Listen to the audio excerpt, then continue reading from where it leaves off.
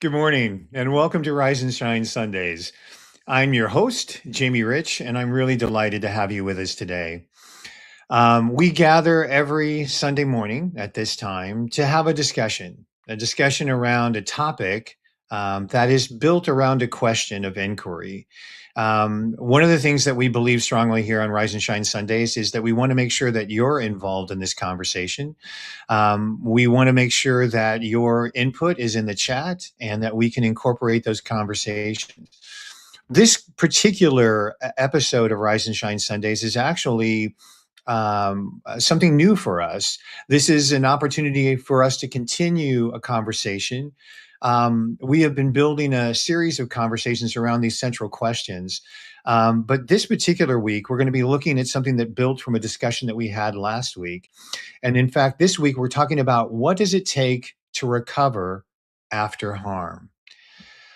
We talked last week about a number of things about recognizing violations in real time, that sometimes when we're working through our transformative energy, that we encounter some resistance and that we're we're sometimes not aware of all of the harm that may be coming our way as we're moving through things. So we talked about how to recognize harm last time. And this week, we're talking about the practical work about what comes next. That self-verified rebuilding that comes from your new awareness in things. And we've got this week something I'm terribly excited about that we've actually been wanting to have happen in our Rise and Shine Sundays. We have, ladies and gentlemen, an honest to God roundtable discussion about a topic. I could just sit here and stare at this assemblage of people for as part of our discussion. So, but with us in the roundtable, why don't I start right up above me? We are welcoming as a new guest into Rise and Shine Sundays, my good friend Stacy. Stacy, would you like to introduce yourself? Oh, good morning, Jamie Rich. I'm awake on a Sunday. That Yay. alone is that alone is an emergence. Good morning, everybody. My name's Stacy Brayuka. I'm also known as the Squirrel Wrangler, and I host Show Me Your Nuts here on the Breakthrough Show Network. And to our leader from last week in terms of the discussion, Sang D. Yay. I'm just a girl with a voice changing, having conversations one word at a time. Well, thank you. And then immediately to the next spot would be Ray. Hi there. I'm Ray Gio, and I'm making friends with all these wonderful folks and engaging in conversations that I wouldn't be able to have thanks to Jessica, Jamie, and the crew here. And that the great thing about the Breakthrough Show Network is it allows different voices to kind of come and emerge around things. And we also have, again, in the discussion this week, our international blend in the roundtable. Ollie, please welcome yourself. Well, bonjour, bienvenue. I'm the fifth one, so give me five. It's 5 p.m. right now in Belgium, so it's I'm awakened on Sunday also, but it's 5 p.m. And I'm part also of the Refrench Your Brain, Put on My French in the Breakthrough Show Network, and it's a blessing to be in this amazing audience with you. And as always, unpack your heart and ask you your question. They are most than welcome in the chat. Well, thank you. And Ollie will be doing his level best to make sure that we do stay on top of things in the chat. So we have some wonderful guests joining us this morning. And fair warning to everyone who is watching, a lot of what we talk about on Sunday mornings is about that art of self-transformation, right? What's emerging, what's happening. And this particular discussion is going to raise some issues because we're talking about some things what happens when things have gone wrong and what we want to do about rebuilding that trust. So, recovery is very different. It is not linear in terms of the thing. So just like this discussion is kind of emerging, we talked a lot last week saying about how to recognize harm, what it looks like, what happens. And then there's always that decision that comes through about when you're in a journey of self-transformation, when something flips inside your head, and you recognize that, wait, is there a way that I can take back this control? What does my recovery look like? Was there a time in your life, saying, when you were on that journey, Other than where, every day. yeah, please. Even after last week's conversation and the experience from last week about the violation of a man with titles, right? A man who presented himself in a certain way, and that breach of trust happened. And when I, as I continue to process through it, like you said, it's not a recipe. There's not like, let's check this box off. Let's check this off. Because here's the thing, harm is going to happen. Hurt's going to happen. It's going to happen. Right. And I think for me, and I was talking about this morning in my book club, is that we want to rush so fast to go, I'm done. I'm over it. I'm done with it. But then you talk about it for like 15 more times, right? You're not done. And that's human. It's human nature, Right. because we've become a society where we are performing. Mhm. Right? And this morning we were talking about the difference between sympathy and empathy. And sympathy is that state of, I feel for you, and it's a performance space, right? And then that empathy piece is, we feel with them. And knowing that all the things that I've been through personally, I'm able to tap into both of those in such a fascinating way, because I ask you, how do you feel it in your body? Correct. How do you feel it in your body? And it comes down to, we think it's coming down to trusting the other person, but it all comes down to, how do you trust yourself? Rebuilding that trust yourself. Well, and as always saying, you've really invited people to take a look at that particular journey, because when you can say so much in so few words, which is what I really appreciate, because first off, let's be clear about what recovery is not. It's not getting over it quickly, right? Yeah. And then it's also recognizing that there's what other people are saying about what your recovery should be, what the self-talk in your head is about what your recovery should be. There's the questioning as to whether or not, is there a different way of looking at this that is helpful? But when it begins to settle in, when you have that embodied cognition, when you have that moment, right, it's not a performance. It is really, you're just moving through it. I see you nodding, Stacy. Does that bring out some stings for you? That embodied, it's not the embodied performance. And I think it's also that it's when you said when it settles in, I think it's when that integration happens of the learning from the pain or the thing, because recovery could be from something good. To be honest, you could recover from an exciting good thing and bring in, it's when that integration happens, when you've noticed what's happening in your body, you figure out what the message is, you take the lesson and dwell on it or learn from it, and maybe do experiments with it, and then it integrates into who you are next. Ray, I see you nodding as well. Does that speak to anything? Yeah, I'm glad you brought up that it's a learning process, essentially, and Sang's touched on a lot of the elements, and I think it's the learning so that we can change and understand, and I think that's so important. Right. Well, yeah, please. And I'm going to tap into the cognitive piece, right? Because Stacy and Ray are talking about the cognitive piece for sure, which is, let's process it up here, right? And I know I tap into, we're trusting that what you felt is real, right? Trusting that your body noticed something for a reason, right? And it's learning that the pain that you have counts, and something happened where it could be someone minimized it, right? And that is painful in itself, right? Because you don't expect people to minimize, especially people that you know and love and trust. And again, going back to rebuilding that trust with yourself, because we think we have to heal, or however you want to, whatever words you choose to use. You don't have to do it on someone else's timeline, right? and it makes other people uncomfortable. So uncomfortable. It's like my favorite thing to do is to make people uncomfortable, right? Because, I always talk about people, my favorite F word is, how do you feel? Mm-hmm.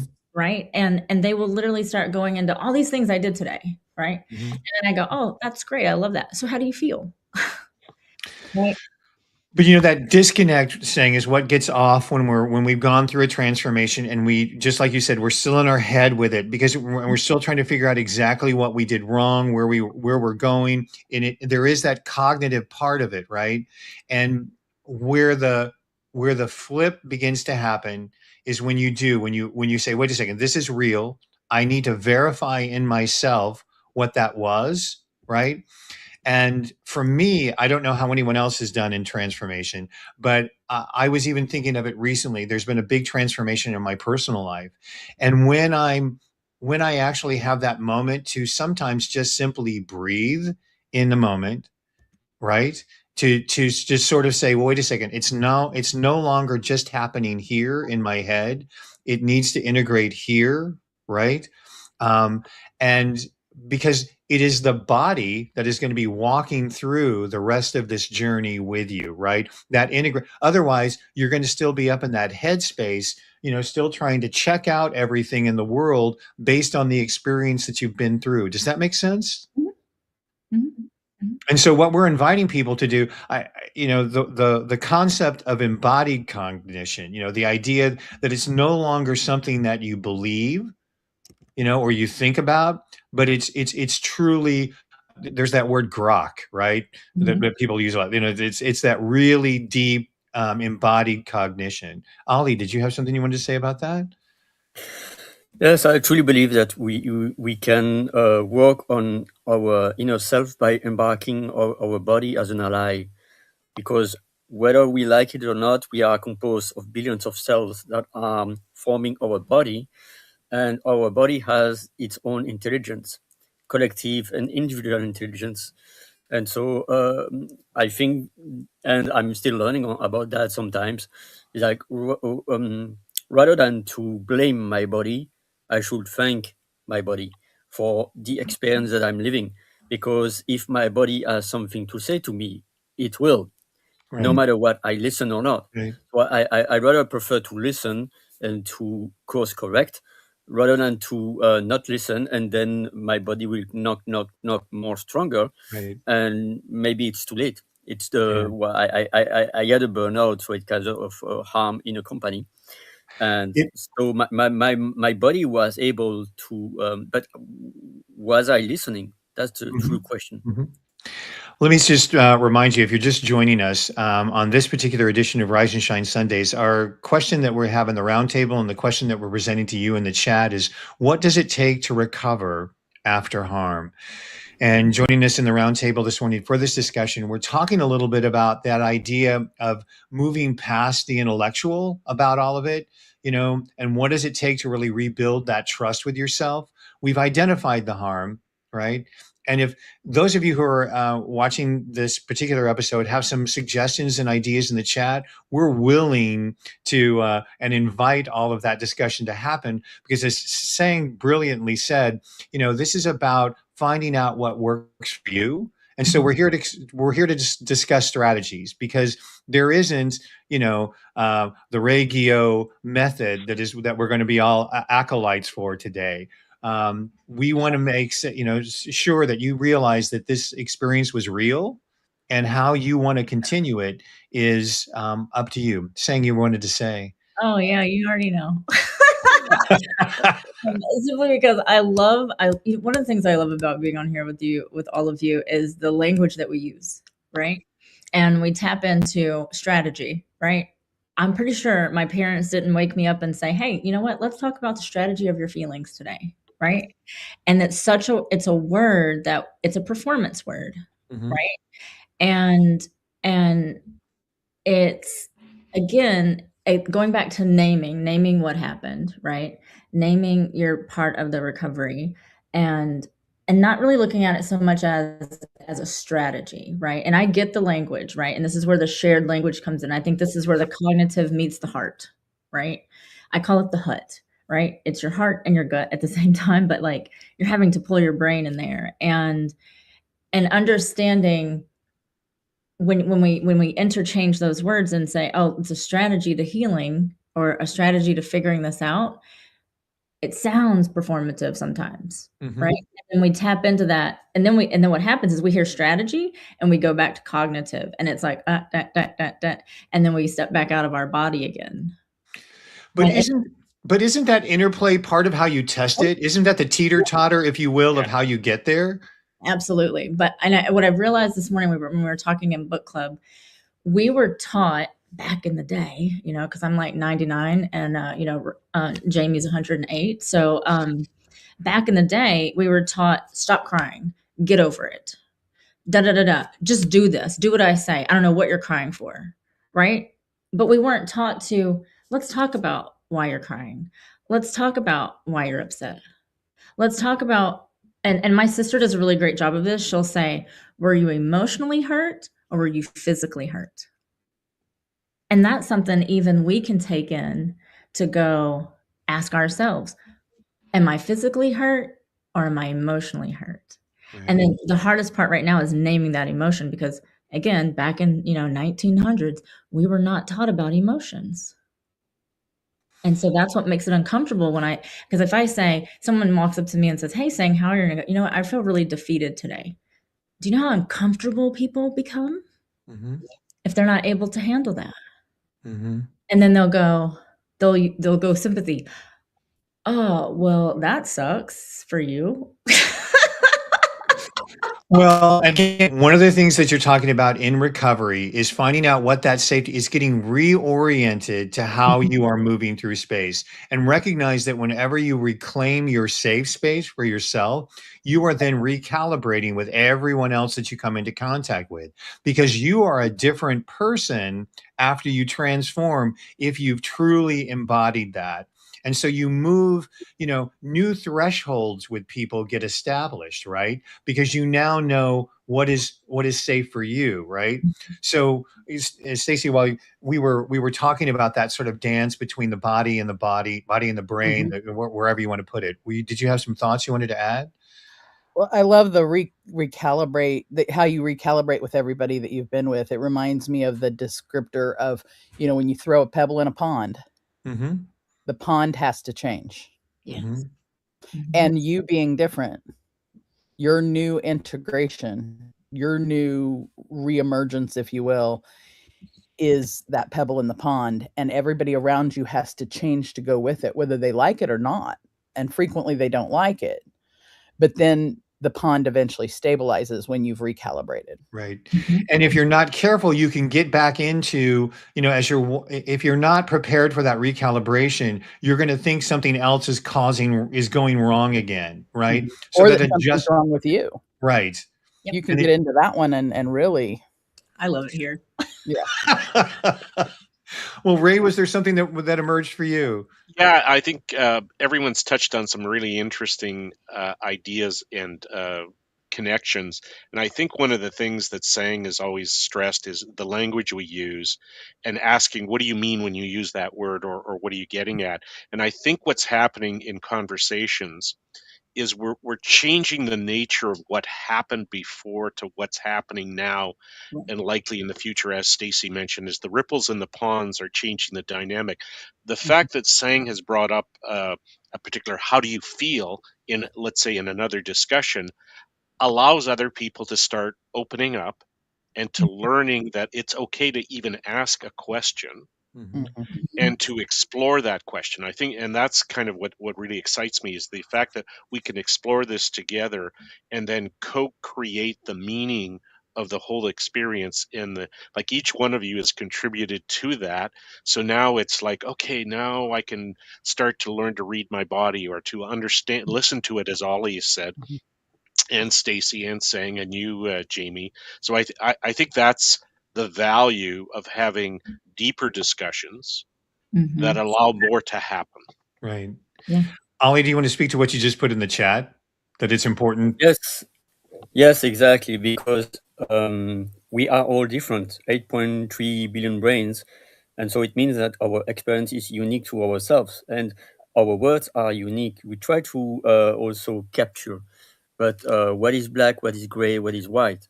Maybe there are multiple meanings. There are also perception. So I think it's really important to let people express, being in a curious state and listening, and trying to remove our shoes and dancing in their space rather than to say what you said doesn't make sense. But it's about listening. If only our great leaders were listening, what a peaceful world, what it could be.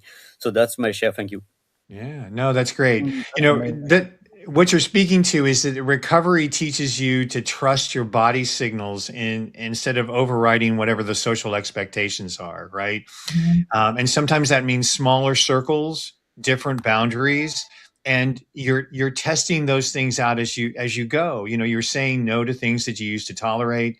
And the challenge when you're walking on all this is that, you know, your awareness now. I remember this woman was sharing, and it was in a corporate environment, and she says, I now look, whenever I'm in a situation, I look, if I'm beginning to feel angry and frustrated in a situation, I know that's not the right environment for me. And I know all of us know people who are in their anger and in frustration 24/7 all the time. They can no longer get back to that point, you know, where, oh yeah, you seriously saying yes, no, you don't know anyone who's in their anger and frustration 24/7? Yeah, sometimes, you know, and it's such a fascinating place to be in, because I want to take you through that piece too, right? When they're in anger and that frustration, a lot of times again, now turning cognitive piece, now that we've like talked about our body, then it becomes we have our negative self-talk, which we've talked about before, right? Then we start self-blaming ourselves. We were responsible for it. How did we do it? How did we screw this up? Right? We have a different type of grieving for ourselves, and we take it all in. We're like, oh, let me just take on everything that they're not giving me and self-soothe, right? And I say it like that because we don't know how to self-soothe safely. And what I mean by that is, again, we were just taught to get over it, F your feelings, nobody cares, deal with it yourself. And we've just been stuck there because sometimes we shut down.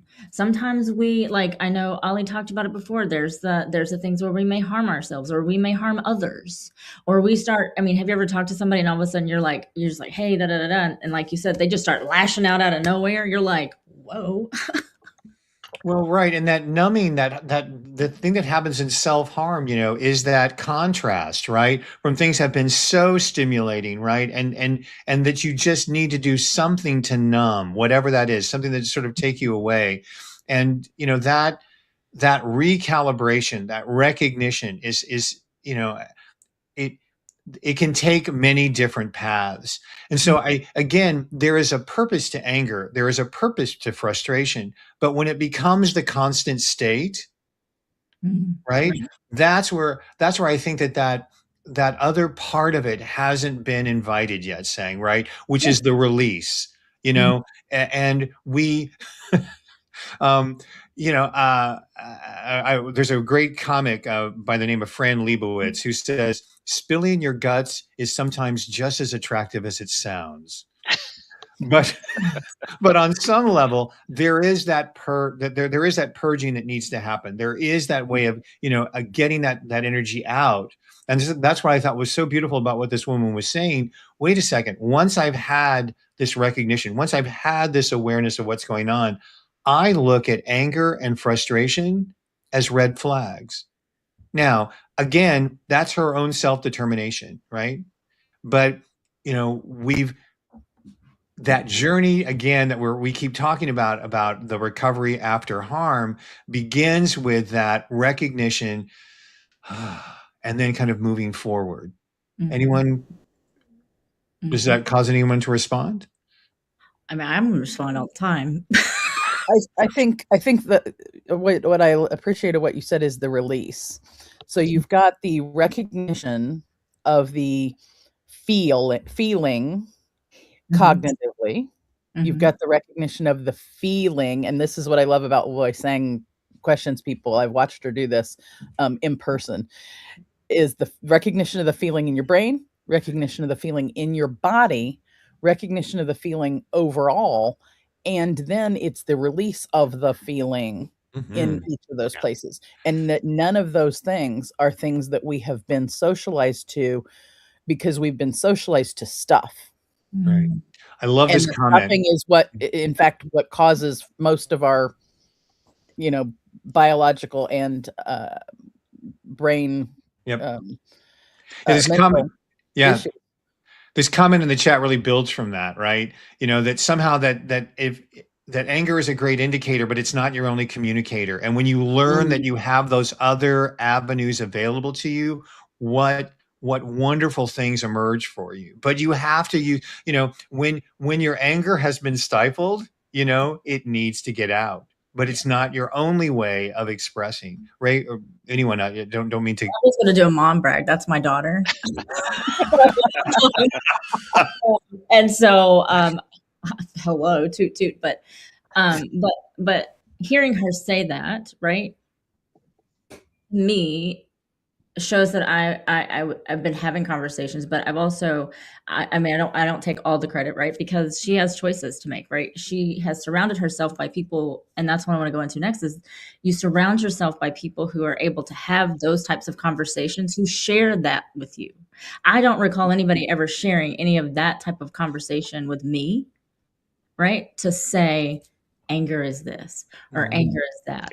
And allowing, I know one of the things I did my best is allow my kids to go through whatever they were going through, even though I could see the end result, because it's their lived experience. Right. You allowed them to learn? What? I know, right? It's crazy, because we want to fix it as parents, for sure. But and as a parent and as a person, I can't make their pain go away. No. Right? I can't package it in a way, but helping them process and name those feelings. And again, like we talked about, I think last week and a few weeks, is that we automatically go to a feeling, but that's typically not the actual feeling that we have. Right. And what if we could create a space where we could allow others to be supported while they're recalibrating, right? While they're getting that because that's how resilience takes root. Right, is because there's someone there to listen and guide us as we're recalibrating. It's real easy to talk about our lived experience, and if we don't have that sort of guidance leadership or that presence of, I don't want to say correct parenting, but you know what I mean, that idea that there's somebody there witnessing what we're going through, to be that compassionate presence. That's when resilience kicks in. Right. And that part too, the resilience piece is such a big word, right? And it's taking that in and saying how we get to define it. And I always say this, I get to be here. I get to have this conversation with all of you. I get to decide what my journey looks like. I get to decide my feelings, and I get to decide if I'm going to share them. And I think one of the things, especially is listening to Angel, is you have to know who in your circle can support what you're going through, right? Because not everybody can be in that space, and not everybody is for everyone to walk you through that. And knowing who you need to go to, again, goes back to self, to say, okay, this is who I need to talk to, because I know this is how they show up. And there's a distinction. And if anything, I feel like I've learned, such a big word is distinction, that learning what the difference is between people who can show up for you in the capacity that you need, but you also need to know what is it that you need. Because I know there are certain people, I'm like, if I'm going through something, I'm like, I'm not talking to them. Because I even had a conversation not so long ago, and I was like, I can't talk to you about this anymore. Like, I cannot talk to you about it. And he was like, what do you mean you can't talk to me about it anymore? And I was like, dude, I can't talk to you about it. Like, you're literally at an octave 12 and I need you at a 5. And he's like, well, that's your problem, not mine. Right. And I was like, bro, I'm just telling you what I need, and you're listening, and it's okay. I just know you're not the person to talk to. There was a question saying that was in the chat a while back, and it dovetails nicely with what you're saying. And I think that this is maybe an area that we could kind of take a look at, which is that people in general don't really like it when you make big changes for yourself, especially if it affects them. And what you were talking about was one of those things where, developing a technique or a practice that supports you when you've recalibrated and you're in the presence of people who would in the past have undone you. But you feel like you need to prepare yourself now when you make big changes, right? So are there do you guys have any thoughts about the ways in which we can prepare ourselves after we've been through this kind of experience of recognizing, gosh, I don't want to go through that experience again. What are some ways that we might be able to help ourselves and toss out some good ideas? I think it goes along also with what Sang was just talking about what was it? You said, was it distinction? Yes, distinction. Distinction. Yeah. The other word I thought about was discernment. Absolutely. Is that, is make the distinction, but then also that discernment of who is going to support me through this change in the way I need right now. It's not anything against another person who can't support you. They're just not in a place to be able to support you at that moment in time in that situation. So using your discernment of who you speak to and who you don't. And then, to what the comment about that, of preparing yourself before you make a change. I think we prepare ourselves for other people's reactions, but we can't fully prepare them because they're on their journey with their learnings. Like Dolly was talking about 8.3 billion people. There's literally no way we can prepare the rest of the world for our change. And yeah, go ahead, Thing. Me as a word junkie, I'm going to go back to the difference between distinction and discernment, just so everyone understands, right? Because a lot of times we can use words and we interchange them, right? Yeah, these aren't interchangeable. Right? They're not interchangeable. So I want to make sure that everybody understands that, because distinction is noticing or naming the difference, right? The difference between good or bad, the difference between black and yellow, whatever, right? Discernment is now using your lived wisdom, your lived experience to understand what something really is for you and what to do about it for yourself. Right. Right.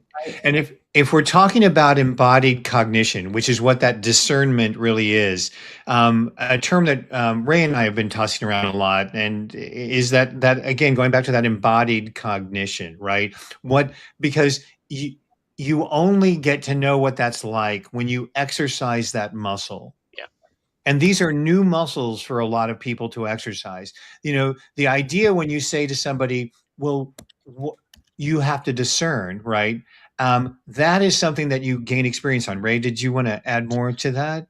Well, I think threading all this together is really important, because I think we've also used the term building the bridge as we cross it. And that's essentially the experience. We're creating new ways of communicating and collaborating with each other. So we're figuring out, okay, what do I pay attention to? What does it mean when I do this, etc. A lot of the group conversations I've been in on recently are actually starting to come to that realization that a shift is required, just like you saying, and Stacy and Ollie have said, like to create those spaces, as you mentioned, Jamie, and to have these conversations. And just building on what Sang said, when I was growing up, those spaces didn't exist either. Right. And now that they're here, back to you, Jamie, is building that muscle, is and Ollie, listening, and then trying to understand, and then to change the way we are a little bit, and then seeing what that effect has on others. Yeah. And responding to whatever they're going to do about it. Yeah. No. Right. And one of the things that Ollie has a very developed muscle about, and I say this with a deep gratitude and respect, is the ability to be present and also express verbally and through chat at the same time. Yeah. I think that that's a really, really great skill be able to, I know you've been communicating in the chat with people and expressing your thoughts. And I want you to know that we've been, the idea there's like multitasking. We use that term in terms of what the body's, doing, but there's actually this multi-processing that happens, right? When you're listening and it triggers things out and you're able to sort of communicate it to kind of get that signal. Some of us nod, but I so appreciate whenever Ollie is in a space, right? That there is this way that the communication flows. For me, when I really know if I need to understand something, those of you who know me well, I keep note cards with me because I need to be able to write it out, and Ollie, you have a very finely developed muscle to be able to do that. That's sort of how it is really important that as you're learning new concepts for yourself, that you find a way in which you can kind of get that to cross over in the brain from, just a random thought to something that you actually then either type or you write longhand, because it's part of that integration process of thoughts. So thank you for that, Ollie. Yes. And I want to share something about healing and distinction. And I want to say healing, but I want to say recovery, right? Recovery. Healing is a word, I feel like, also another word that is so now broadly overused that now we must find words to really tap into deeper meaning, right? So recovery is great because what does that look like, right? And so the distinction, recovery is internal for self, right? It's whatever process, whatever slow, it could be days, it could be weeks, it could be months, it could be years, right? And it's rooted in your truth. And it's processing the wound of where that came from, where the harm came from, right? And we talked about this last week. And then the discernment of that recovery is knowing whether or not your growth that you're having is genuinely being integrated, and whether you're doing or whether you're appearing to be evolved to avoid feeling messy, or to avoid being seen as messy, or to avoid being seen as unhealed. And I say it like that because, again, we've taken the word healing and just yeah. Well, so how do you recognize the difference between healing and just managing? Well, you feel it's such a hard thing to explain that, because it's in your body, right? And you can tell when you're having a conversation with somebody. I know for myself, I can only speak for myself, right?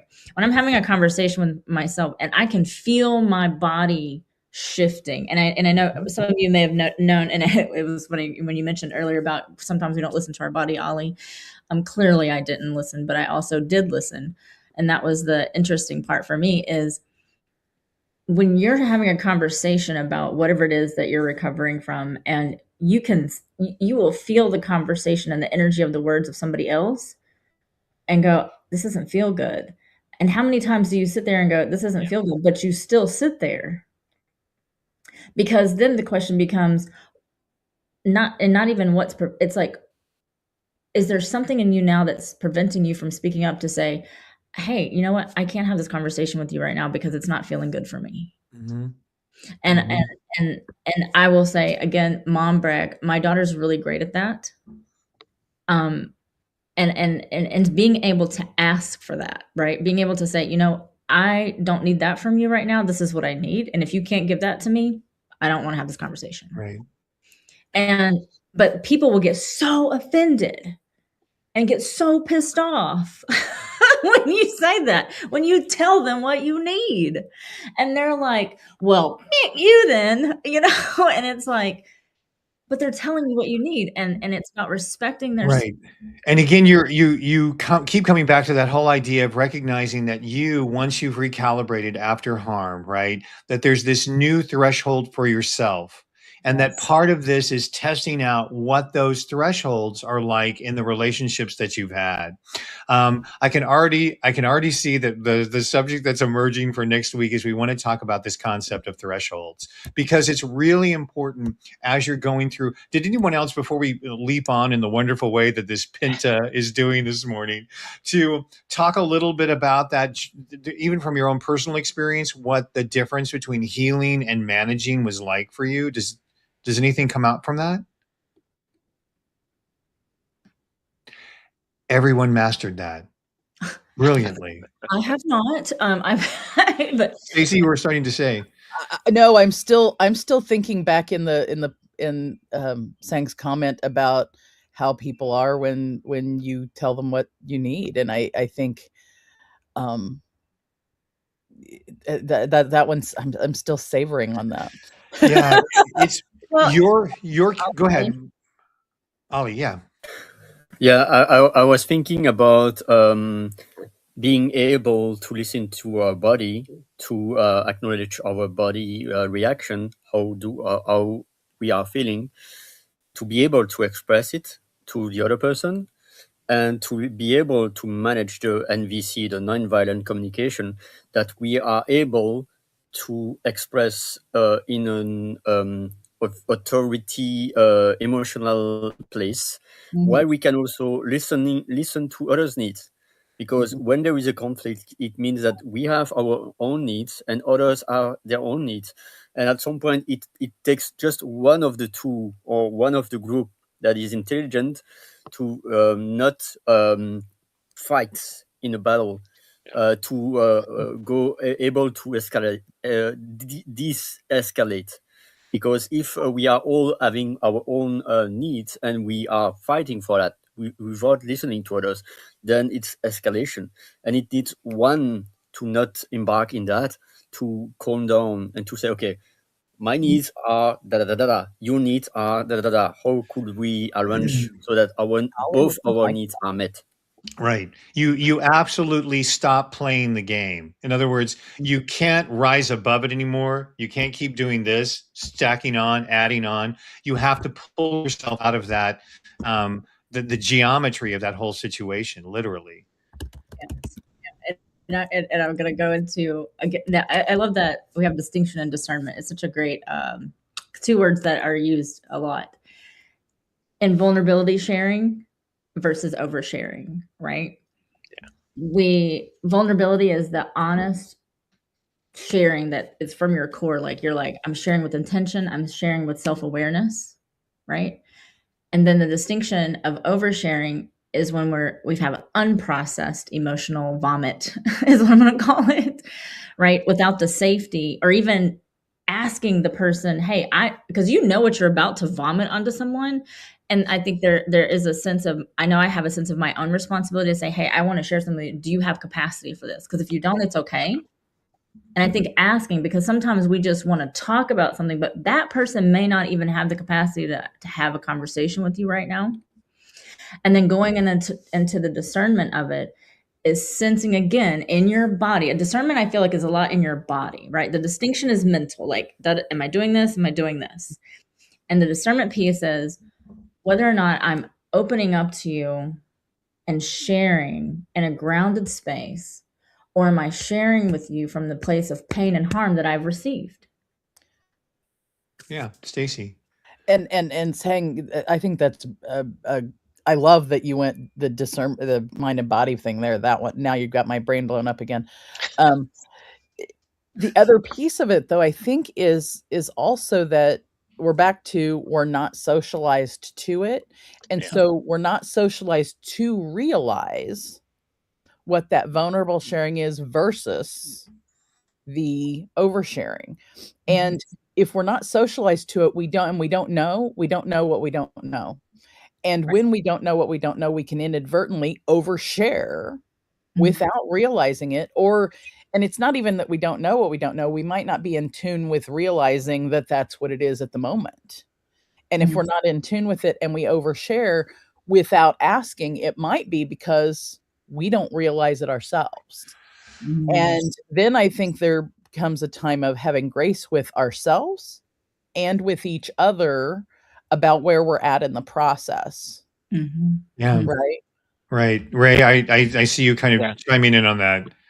Yeah, I love the idea that it's this continual back and forth between whoever we're working with or talking with or engaging with is to understand what are they getting, what are they not getting, what are they feeling, what are they not feeling, and to sort of pause and look at, well, discern Is it appropriate? Do they get it? And back to saying, as far as to ask those questions, to sort of gauge and to basically follow the pathway, the flow of what's happening. Because I think when we lose track of that, then we likely overshare or overstep by not understanding what's going on with the other person. And all of you are speaking to that whole idea of, again, looking out into the field of possibilities, being present in what's happening around you, and recognizing that recalibration, that awareness that you've had from the harm, has to be applied in practice in the moment. That it's not, I get to swear in this space because it's, it's not just simply that new age bullshit that simply says, change your mind, change your life. And I think that idea, that concept, that somehow it's just simply, Stacey, if you just thought differently about this, things would be different. Or Ray, that's just what you think. If you could think somewhere else, and we begin to condition ourselves that if we can just change the thought, that's magically going to happen. But it isn't until you walk that embodiment, right? And you road test it, if you will, right? In those situations, and recognize that, just like you said, saying some people are not going to be prepared for it. And you have to then use your awareness that they may not have the capacity for that. And that is that master class in recognizing that you may very well be triggered in a moment. But you know what? I have been in this experience before. And if I unload too much in this space, it's going to be bad for you and it's going to be bad for me. Oh yeah, I have plenty of stories about that. But Well, go ahead, Stacey. I also like the fact that you say that masterclass, Jamie Rich, because I think we expect ourselves to, like, once we've learned the lesson, we're going to apply it everywhere and we're going to be perfect with it. Ain't no shit. It's called practice for a reason. That we and that even though we know it and even though we practice it, there are times and there are moments where we're allowed to fall on our butt. We can and do, especially when we're around people that we're comfortable with, end up falling, on our backsides because we're comfortable, and we may overshare at a moment when we're not, when we wouldn't normally, because we're comfortable with the people we're with. And even though we might not have discerned and asked them, are they okay with it? It may be because we're that comfortable with them and we know that this person is going to, have my back too. Yeah. I love it when a conversation like that, Stacey, gets into some people going, that again, that noise is really important cognitively, because it's not just because there's like that, of stuff, but when it's really sunk from your head to your body, it's like, And I look for those body signals from other people, because, oftentimes you'll share something with people and they're still up there. Yeah, I'm up here with it. And then there's that, when it kind of all the way goes and integrates. So thank you for the body things that are being expressed. My absolute pleasure. Let's see. I also wanted to explain that Ollie was with us for just a limited amount of time this morning, but his presence is always appreciated, as is all of the people who have been participating through the chat this morning. And I want to make sure, as we're mindful, as we're getting to the top of the hour here, we do this every Sunday. Because of the wonderful Breakthrough Show Network that allows us to have this conversation where we talk about ideas that are emerging around the work and personal transformation and the way in which we're sort of operating in the world right now. If you have some ideas for us to discuss, or if you'd like to join us in the roundtable, this is a very open conversation that we like to have, because we speak to what's emerging.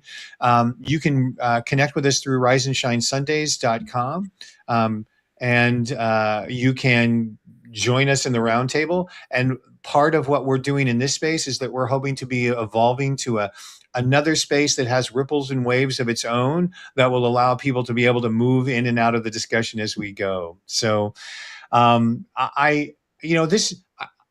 I really appreciate that all of you are speaking so candidly from your experiences as well, because that's part of what it takes. That, like I said, and I'm going to use your name again, Ray. We're not doing the Ray Gio School of Transformation where everything's Why not? That's right. Well, I'm out of here. Was there more that anyone else wanted to add as we're beginning to wrap things up? Observations about what it takes to recover from harm, things we might be able to leave as stepping stones for people. Yeah, of course. Always.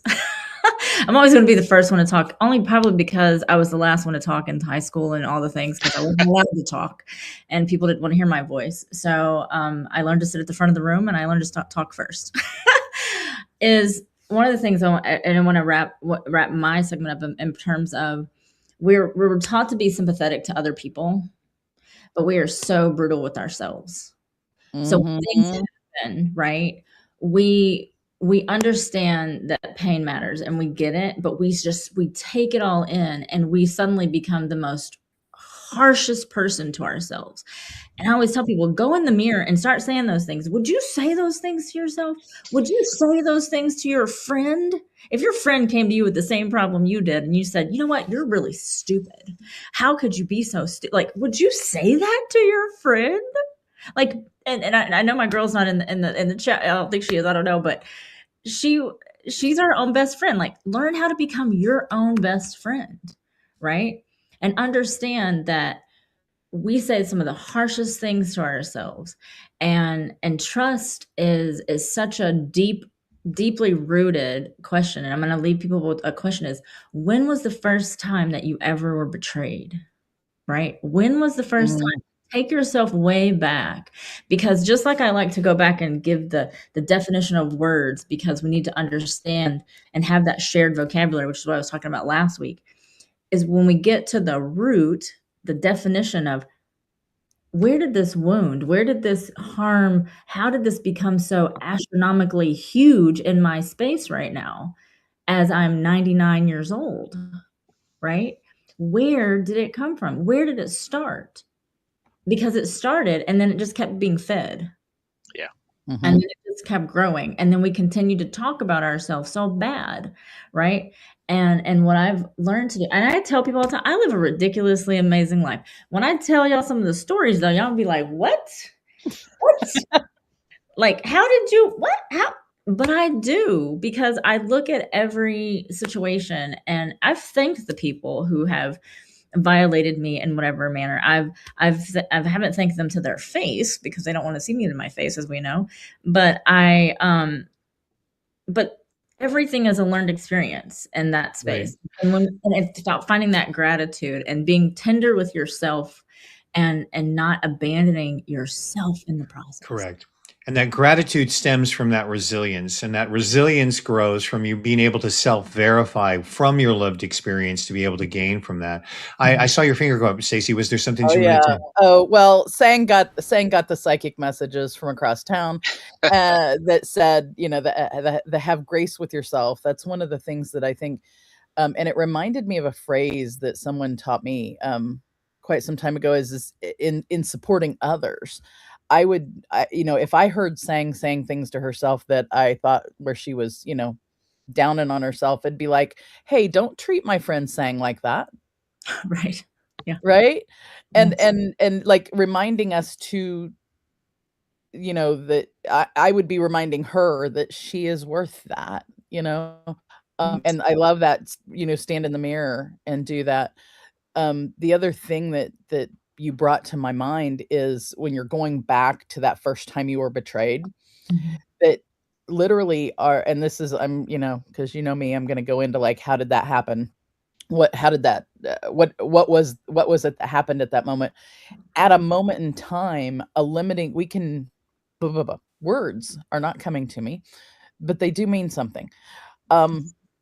Limiting beliefs about ourselves happen at a decisive moment in time.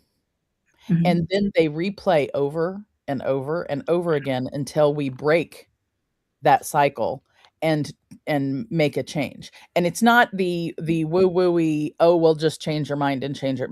Well, like Jamie Rich, you called it BS. That's BS.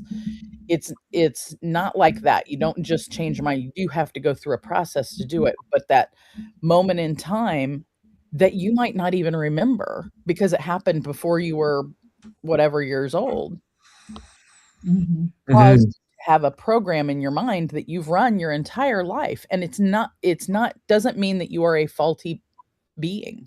Doesn't Right. mean that something's wrong with you as a human. You just And so have the having grace with yourself and forgiveness with self Yep. is if forgiveness is a form of release as it is, but Right. It is. you know, These are a lot of the things of what it takes to recover after harm. Ray, was there anything else you wanted to toss in as we were reading? No, just a last thought is that it's an expression that Jamie and I have been playing around with, and has a deeper meaning. But in essence, by rounding someone else's sphere, we in turn are rounded by the experience. So it's essentially what you said, saying, and Stacy and Ollie and Jamie, is that we're opening the door for that experience to get rid of all the other experiences that have shaped or dented our spheres or ourselves. And by rounding, like a conversation like today is a gift to everyone who participates because we're rounding our spheres. Right.